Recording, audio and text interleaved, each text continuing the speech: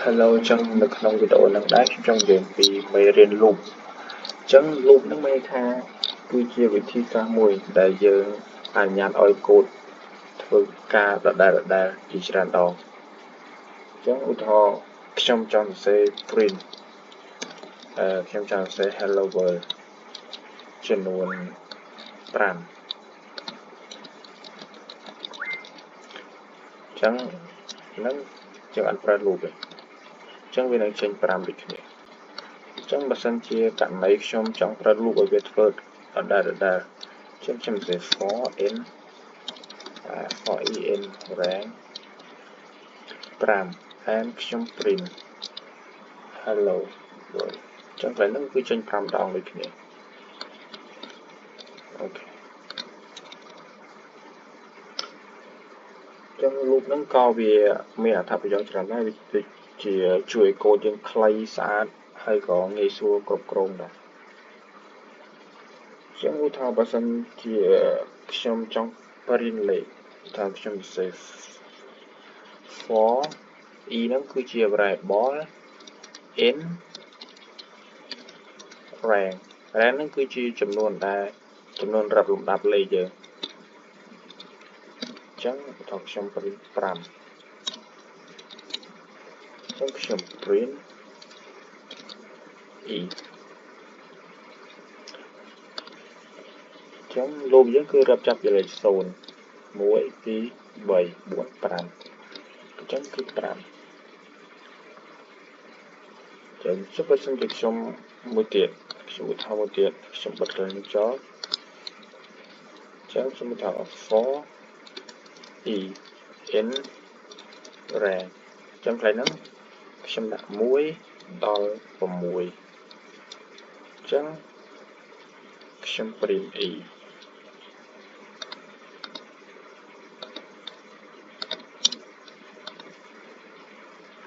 ចឹងចំពោះអត្ថន័យកន្លែងហ្នឹងគឺមានន័យថាយើងកន្លែងលេខ1ហ្នឹងមានន័យថាគឺជាចំណុចចាប់ផ្ដើមនៃលេខរបស់យើង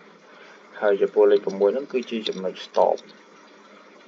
ចឹងឧទាហរណ៍ប្រសិនបើខ្ញុំរ៉ាត់ចេញចឹងបើខ្ញុំរ៉ាត់គឺវាចេញត្រឹមលេខ5អញ្ចឹងគឺលេខ6ហ្នឹងគឺអត់ដំណើរការចឹងនៅពេលដែលឧទាហរណ៍ខ្ញុំបើសិនជាខ្ញុំដាក់1ដល់7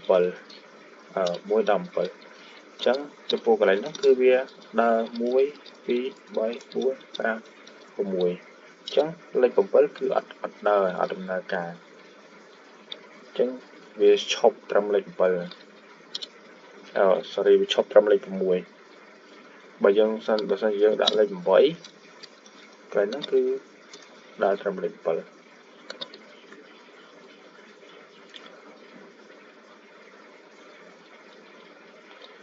ចឹងឧទាហរណ៍មួយទៀត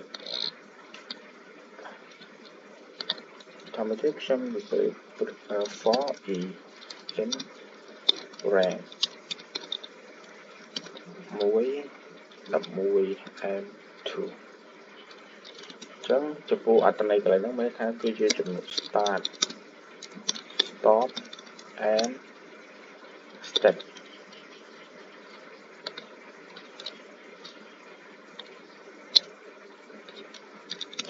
ចឹងកន្លែងខ្ញុំ print e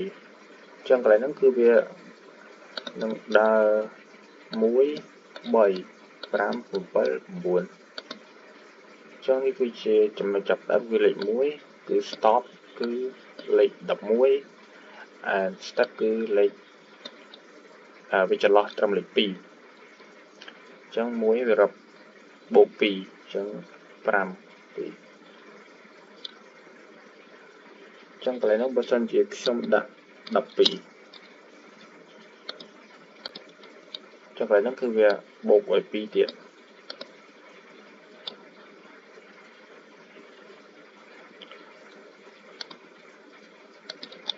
អូខេ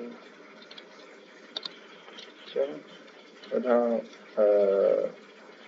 string loop ចឹងយើងក៏អាចប្រើ loop ដើម្បីឆ្លងកាត់អក្សរមួយនៅក្នុង string ដែរចឹងឧទាហរណ៍ខ្ញុំបង្កើត variable ឈ្មោះ name ស្មើ join ចឹង and ខ្ញុំប្រើ loop for in name ចឹងក្រោយនោះខ្ញុំ print letter ចឹងវានឹង print ឲ្យ JOHN ចឹងគឺឧទាហរណ៍ទៀតខ្ញុំប្រើ loop ជាមួយនឹង list ឧទាហរណ៍ខ្ញុំប្រកាសមួយឈ្មោះថា student ស្មើ join and then ខ្ញុំប្រើ loop for s in student ហើយខ្ញុំ print s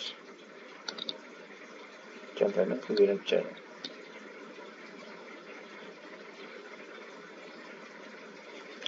ឧទាហរណ៍យើងប្រើជាមួយនឹង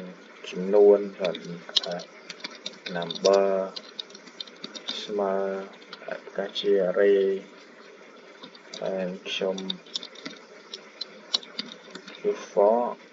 n in number and print n ចឹងហើយវាជាលេខចឹងចូលមកមួយទៀតគឺចង់និយាយពី do while loop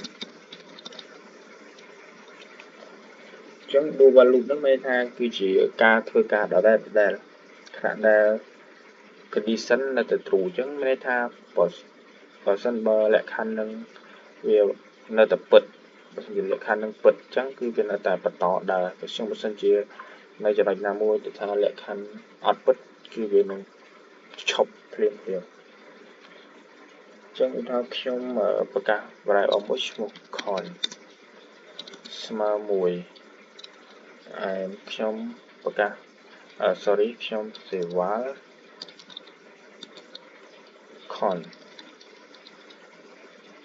con តូចជាងឬស្មើ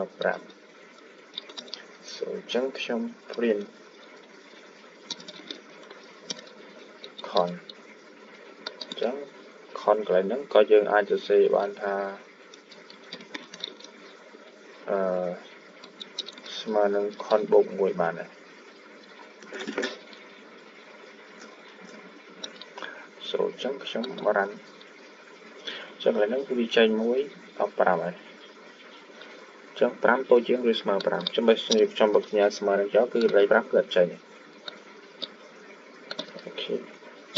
ស្មើចឹងនៅពេលដែលលេខ1តូចជាងឬស្មើ5គឺចឹងពិតហើយចឹងនៅពេលដែលវាដល់5ចឹងបើសិនជាcon នឹងដល់លេខ6គឺវាប្រែលក្ខខណ្ឌអត់ពិតទេចឹងវាប្រេកចឹងចម្លើយវាគឺត្រឹម5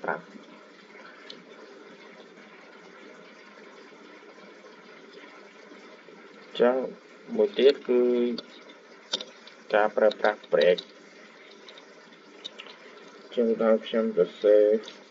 for in range 1ដល់11 and ខ្ញុំសរសេរថា if e ស្មើ5ចឹងពេលនេះខ្ញុំ break and print e ចឹងនៅពេលដែល e ស្មើ5គឺឲ្យវា break ឲ្យវាឈប់ sorry what happened ស្មើ6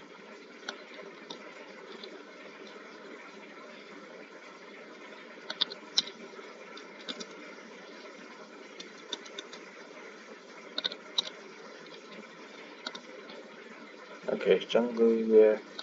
ស្មើ5គឺវា break ចឹងឥឡូវនេះបើសិនជាយើងខ្ញុំដាក់10ចឹងចម្លើយហ្នឹងគឺចេញ10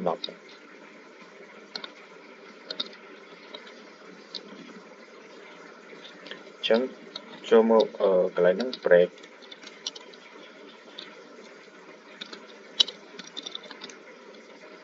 break statement ចុងមកមួយទៀតគឺការប្រើប្រាស់នៅ continue statement ចឹង continue statement ហ្នឹងគឺយើងប្រើសម្រាប់រំលង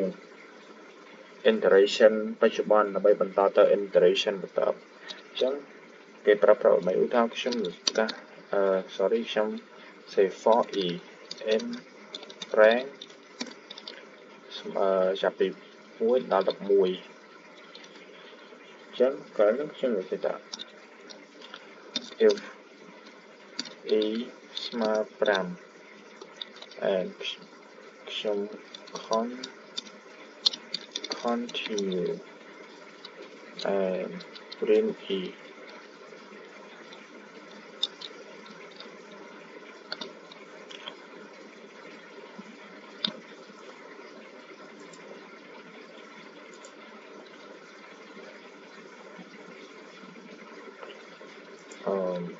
1ដល់6 5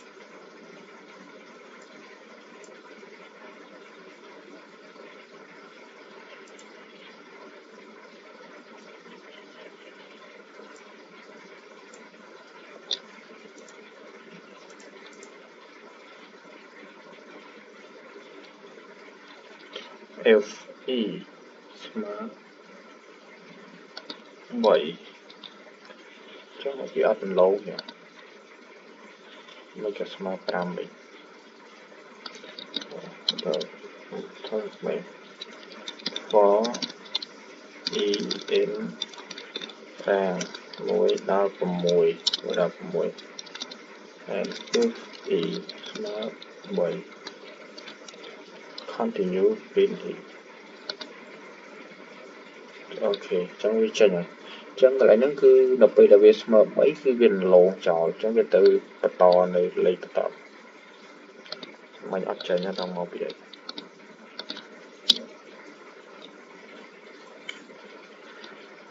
ចឹងមួយទៀតគឺខ្ញុំចូលទៅ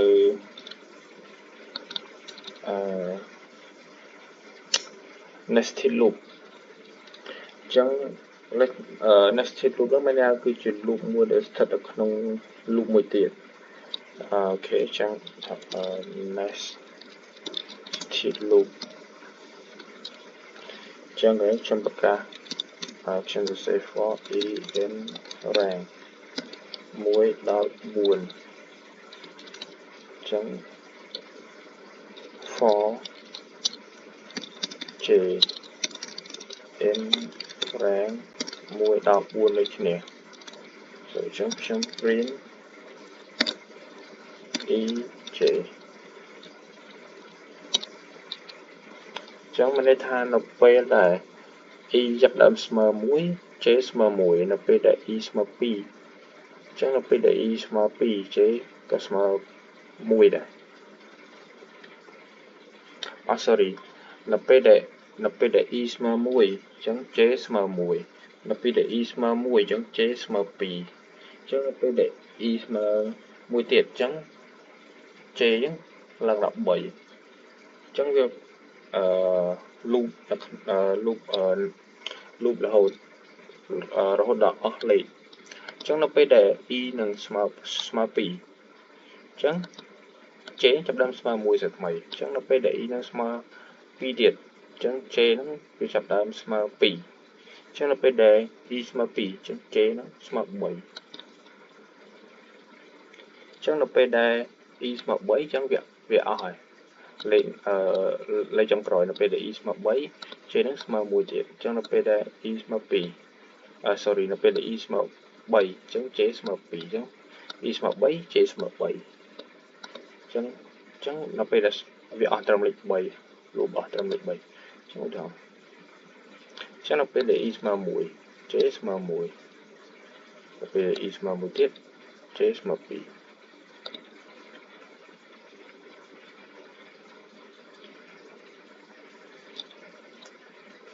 អូខេចឹងមានតែប៉ុណ្្នឹង